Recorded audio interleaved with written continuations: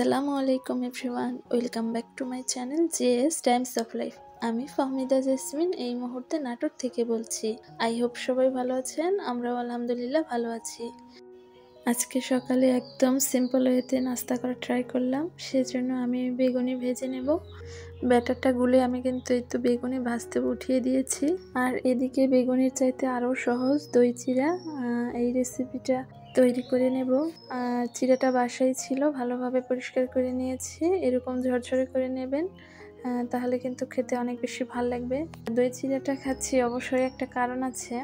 আমার হাজব্যান্ডের কালকে বস এসেছিল, তো আর একটা কলিগ বড় ভাই, ওনারা তিনজন নাকি রেস্টুরেন্টে দই চিড়া খেয়েছে। এটার গল্প করছে আমার সঙ্গে এসে আমার হাজব্যান্ড। তো আমি আবার বললাম যে দই চিড়া খেয়েছো আমাকে রেখে একা একা। তো ওই আবার অফিস করে আসার সময় একদম দই নিয়ে চলে এসেছে আর বলছে সকালের নাস্তাই হবে আজকে দই চিড়া। তো আমি সেটাই করলাম। আমাদের কার হাজব্যান্ড কীরকম এটা আসলে ঢাকঢোল পিটিয়ে বলার মতো কিছু না, আপনি নিজেই চলাফেরা করতেই বুঝতে পারবেন যে সেই লোকটা কেমন। মানুষের পরিবর্তন হতে সময় লাগে না। আজকে সে ভালো আছে, কালকে কি হবে সেটা আল্লাহ তাআলাই ভালো জানে। পৃথিবীর সকল স্বামী স্ত্রী ভালো থাকুক, আমিন।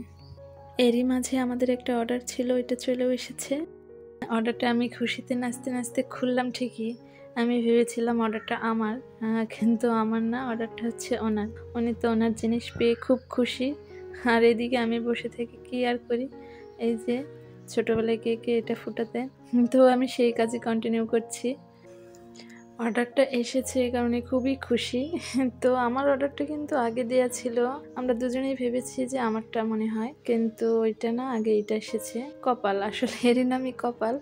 আমারটা অনেক বেশি প্রয়োজন ছিল, কিন্তু ওইটা আসলো না, আগে আসলো এটা। খুশিতে একদম ট্রায়াল দিতেও চলে এসেছে। তো ততক্ষণে ট্রায়াল দিক, আমি আমার কাজটা একটু গুছিয়ে নিই, যেহেতু আজকে দুপুরে আমার কোনো রান্না বান্না নেই, কারণ আজকে আমাদের একটা দাওয়াত আছে, আমরা সেখানে দাওয়াতি খেতে যাব। তো হাতের কিছু কাজ আমি এগিয়ে রাখবো।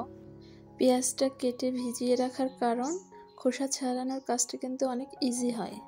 বরাবরের মতো একটা কথা মনে করিয়ে দিই, প্লিজ একটা লাইক দিতে কেউ ভুলবেন না। আর আমার ভিডিওটা যদি আপনাদের একটু ভালো লেগে থাকে তাহলে চ্যানেলটি সাবস্ক্রাইব করে অবশ্যই বেল বাটনটি বাজিয়ে দিন, যাতে পরবর্তী ভিডিও আপনি খুব সহজে পেয়ে যান। আর গত ভিডিওতে বলেছিলাম যে স্কিন কেয়ারের উপরে একটা ভিডিও থাকছে, আর ওইটা নিয়ে তো হাজির হয়েছি। এই যে আমি কিন্তু ওদের হাতের তালুতে চন্দন পাউডার, মুলতানি মাটি আর একটু মধু নিলাম। জাস্ট এটা কিছুই করতে হবে না, দুই হাতের তালুতে নিয়ে এইভাবে একটু ঘষবেন, দেন অ্যাপ্লাই করবেন। আর যদি ইচ্ছে করেন পানি দিয়ে করতে পারেন, আবার গোলাপ জল দিয়েও করতে পারেন।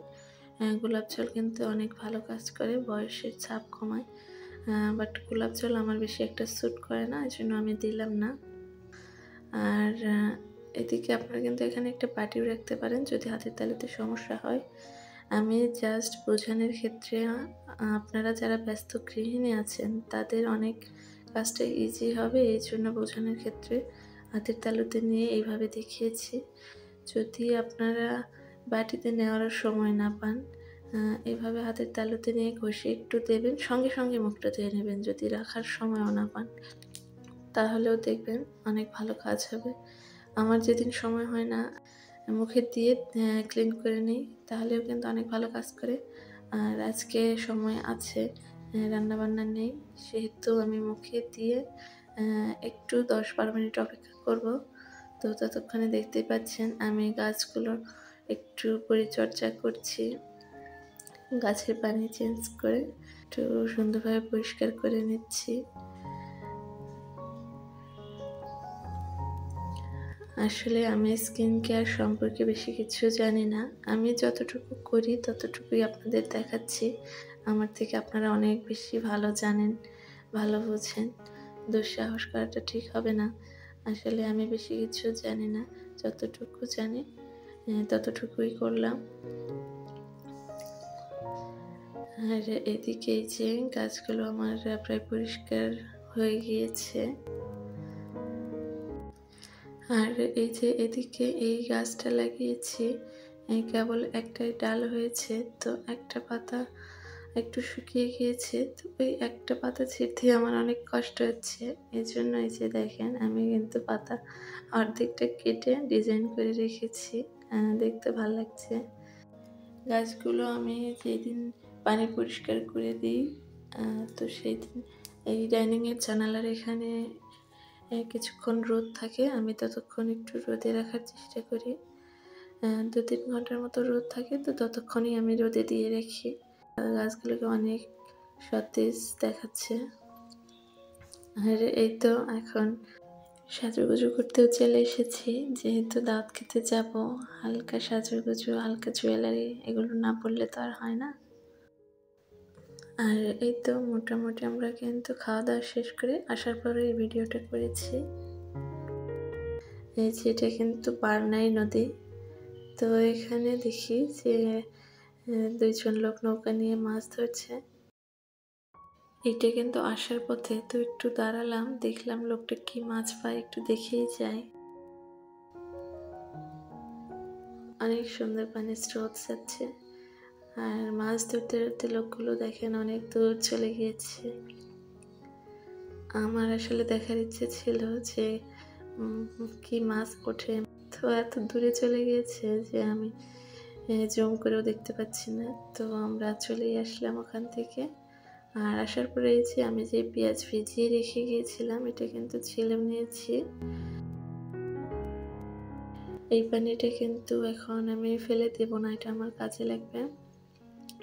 গাছের পরিচর্যার কাজে পেঁয়াজের পানি খুব উপকারী।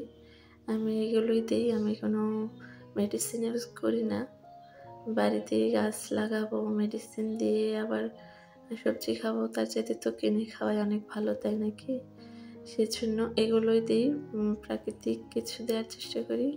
হোমমেড পদ্ধতিতে যতটুকু পারি ততটুকু দিয়ে আমি গাছের পরিচর্যা করি। তো পেঁয়াজের খসার পানিগুলো অনেক বেশি হয়ে গিয়েছে, এজন্য আমি ফ্রিজে রেখে দিলাম, অনেকদিন ব্যবহার করতে পারবো।